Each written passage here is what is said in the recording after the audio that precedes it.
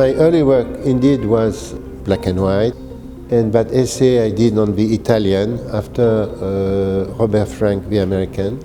I was shooting at that time with a Leica M2, and I was using a wide angle, quite a wide angle, 21. You could shoot very quickly without focusing, because of the wide angle, everything is sharp from 1 meter to the infinity.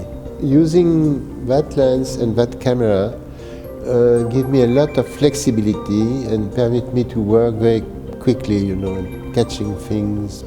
I don't like big cameras, and I try to be very light when I work. In that image, indeed, you have a kind of similitude. You have in the middle a beggar. It's one of the oldest streets of Napoli, and you have two little girls who look a bit like twins. What is strange sometimes in photography is when you have repetition of silhouette in the composition, and if you look, your eye discovers many details. I like also images which are very simple composition. Of course, luck plays a major. Luck is part of our luck, may I say so. I have been maybe 20 or 30 times traveling in Morocco, shooting photographs, doing books on various cities. So Morocco is one of my favorite places, but in parallel to that, I'm doing many other projects. I just published a book on China. Another one is in preparation on Turkey, on Istanbul. And I must say probably these three places, which are in three different parts of the world, have in common.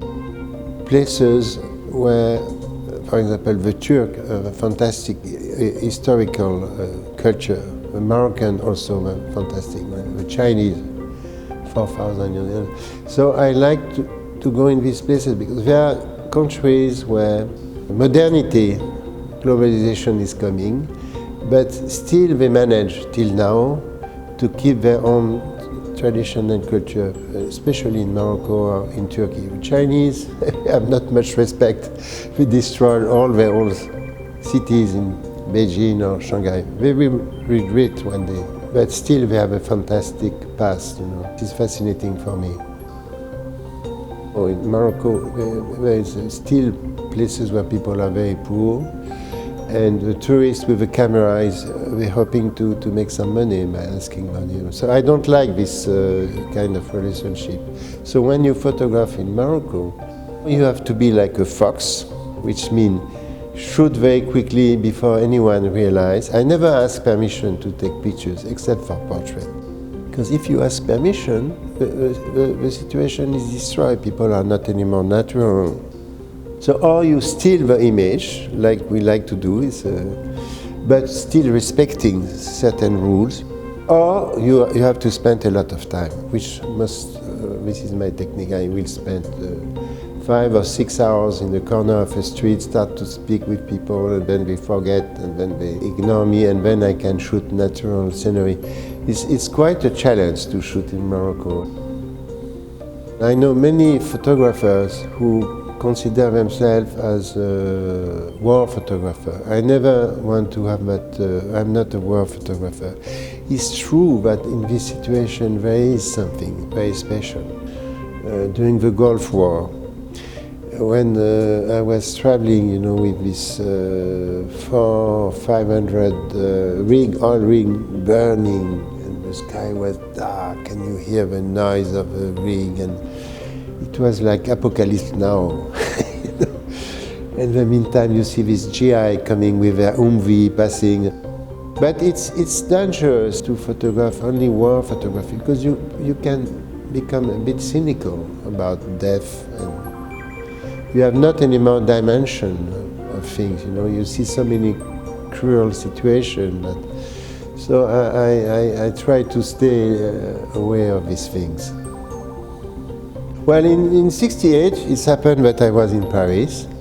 Strangely enough, French TV was on strike. Can you imagine? The biggest strike, millions of students in the street, 10 million workers, all the factories for a few weeks were blocked.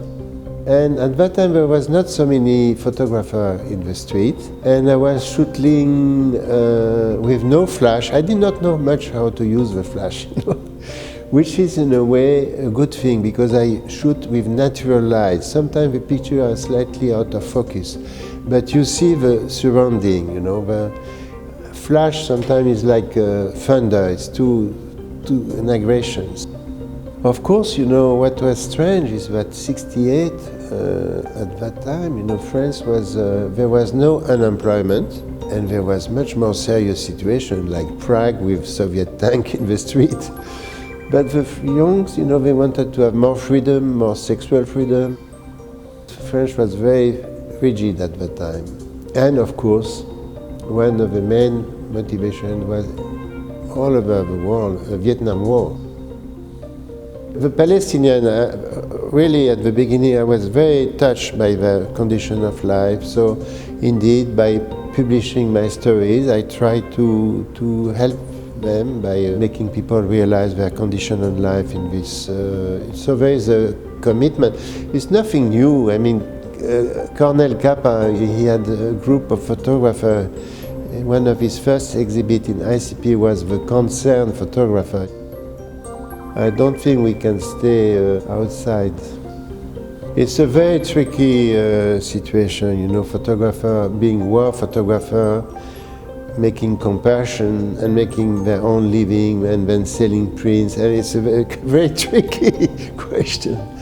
But yeah, I think indeed one should have compassion on such situation. I like also very large composition where you see multitude.